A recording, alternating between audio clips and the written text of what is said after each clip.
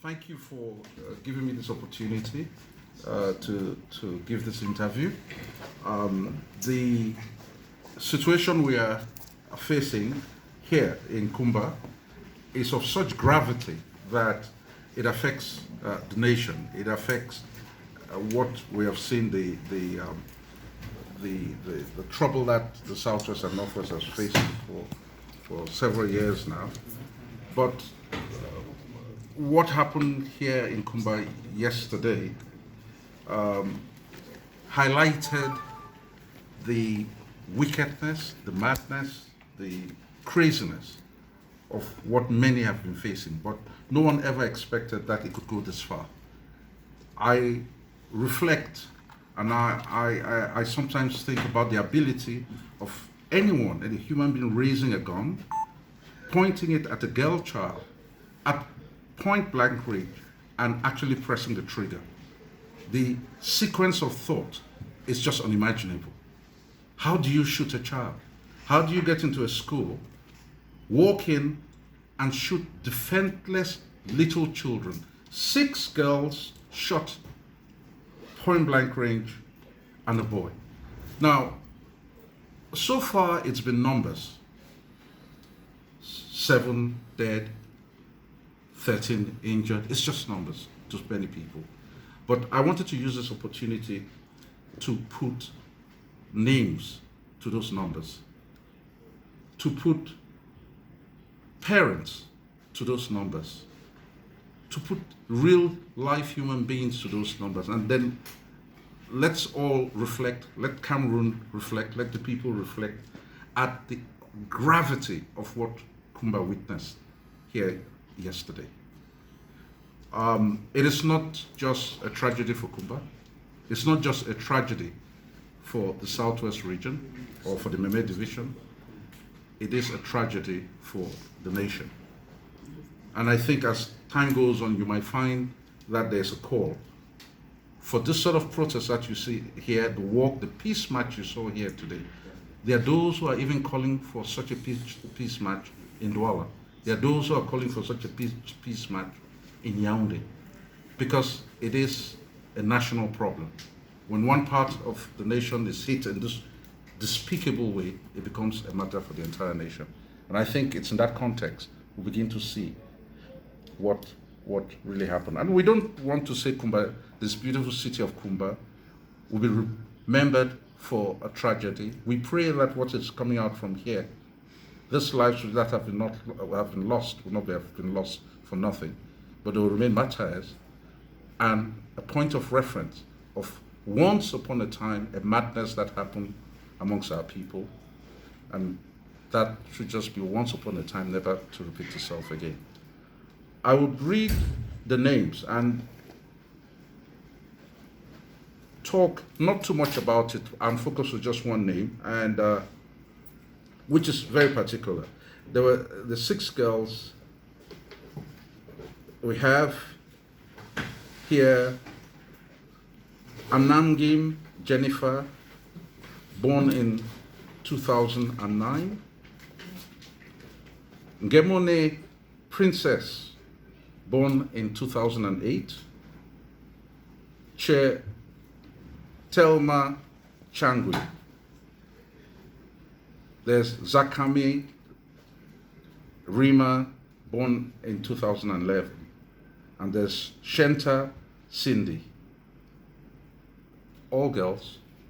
Imagine for people to shoot at young students, point blank range in a classroom. Words cannot explain it.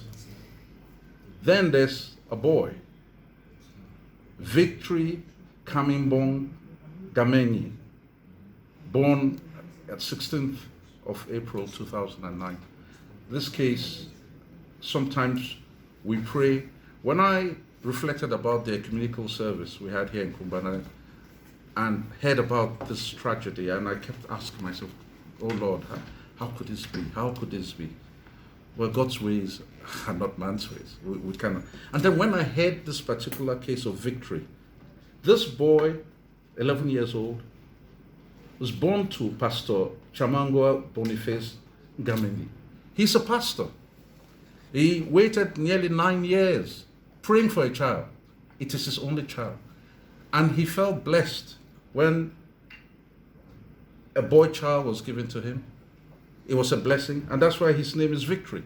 It was victory for the Lord. It was victory, the joy of his heart. He knew that it is his only child at his age. And when you start putting faces and you put the extent of this tragedy,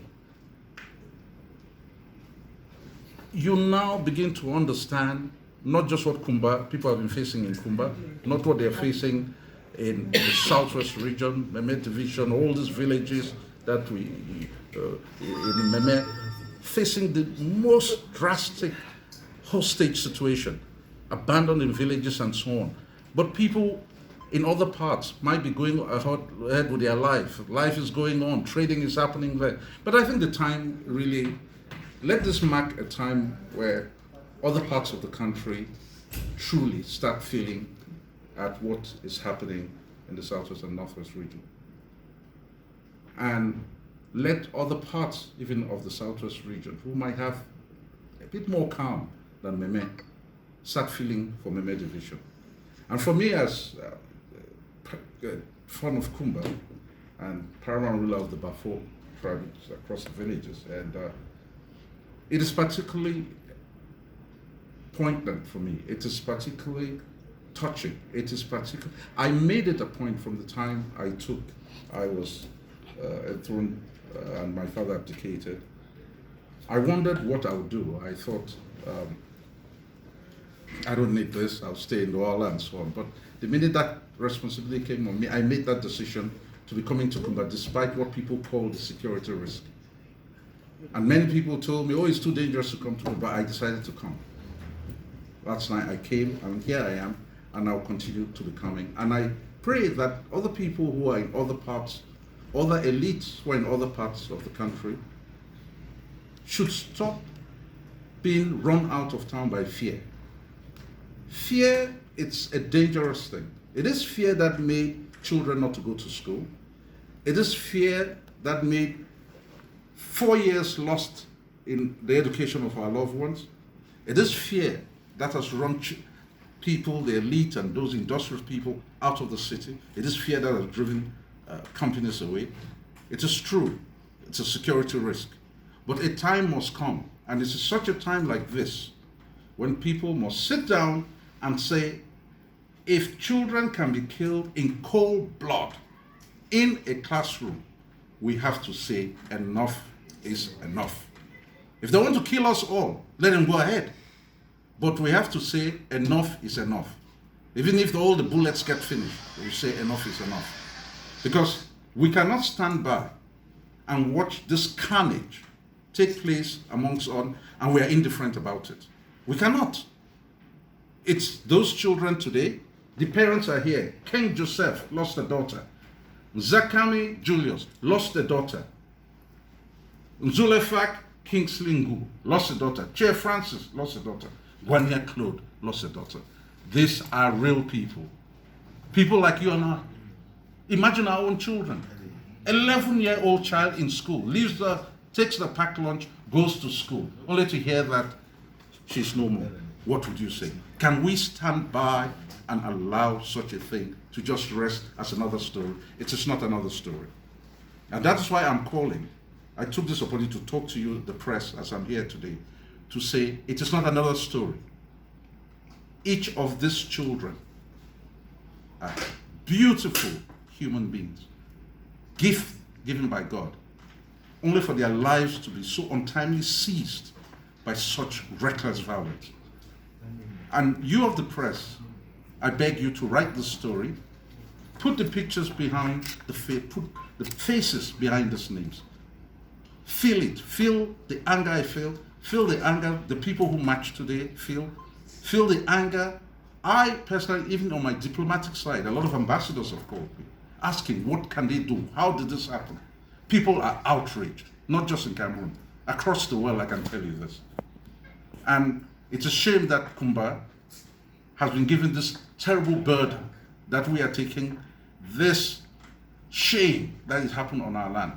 But we would pray. We pray that this will turn around to be the place where this war ended.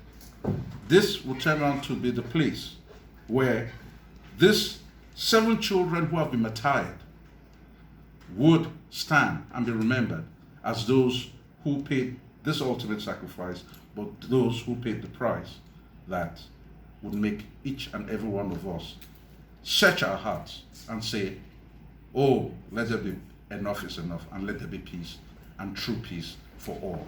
Thank you very much.